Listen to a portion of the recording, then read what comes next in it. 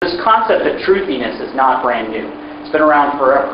As people are providing their perspective on things, whether they're writing in a newspaper or even writing it in a book, truthiness has been around for a long time. However, what is fascinating about what's happening right now are there are a number of tectonic plates shifting. We do see these as really huge forces that are starting to move. And I'm going to work my way around this very quickly so we can get back into the panel. But the first one I want to start out with is social media, I think it's safe to say, is a mainstream thing. It's not a fad. It's not going away. It is here to stay. When you start looking at numbers and facts and figures in terms of what's happening out there, it's startling. 100 million YouTube videos are viewed every single day. Those numbers keep on going up. The number of newspapers are declining. The number of people on Facebook increasing. The number of people on Twitter increasing. And that's just in the United States. If you start looking at some of those numbers around the world, it really is quite staggering. With that comes a sense of interconnectedness, which is fascinating. An issue that could be very personal or very specific to a certain region around the world can become global like that. And we looked at countless examples of that. I think Kentucky Fried Chicken ran into some issues with some advertisements that they were running in Australia, which was perfect for that market. But when they started getting picked up around the world, it became an issue of whether that ad that they were running was racist or not. And that was all through the power of YouTube, and became a global issue very quickly. Other things that are happening is you're starting to see this era of personalization through everyone really kind of having this opportunity to post stuff. They also have this new sense of entitlement or this demand.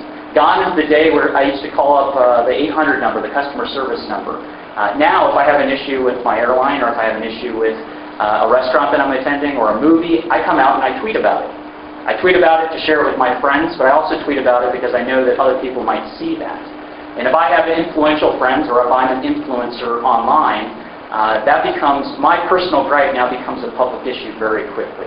And we could probably spend 3 hours talking about hyper-socials or online personalities tweeting or Facebook status updating about issues and it becoming a mainstream media issue overnight and driving the media. Another issue that we're seeing right now is this rise of activist government. With all the issues that have happened and occurred around the globe over the last few years, there's much more attention by the government and regulators in our personal lives. And they're looking at things and they're guiding or they're trying to guide companies and organizations and institutions. And with that comes a whole brand new stakeholder that is being placed on business demands. And a sense of entitlement to information being shared. And then the last piece of this, also in the context of social media, is we now have a whole bunch of new influencers. And we were talking about before the panel started what really defines an influencer. If I'm Ashton Kutcher and I have 1 million+ people on Twitter and I'm just randomly tweeting things, does that really make me an influencer? Well, it definitely does if Ashton actually tweeted about your product or your brand or an experience in a negative light, because you're going to guarantee that might actually appear on CNN or Fox News later that afternoon. It's fascinating to see how quickly things can go from an individual to a global event, all through technology that's in our pockets, and it's relatively cheap and easy to use. And so this is what we're starting to see. These tectonic plates are shifting. They're coming together. It's here to stay. It's no longer a fad.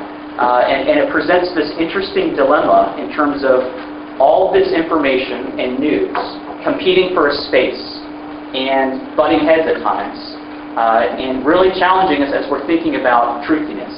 Whose truth is reality?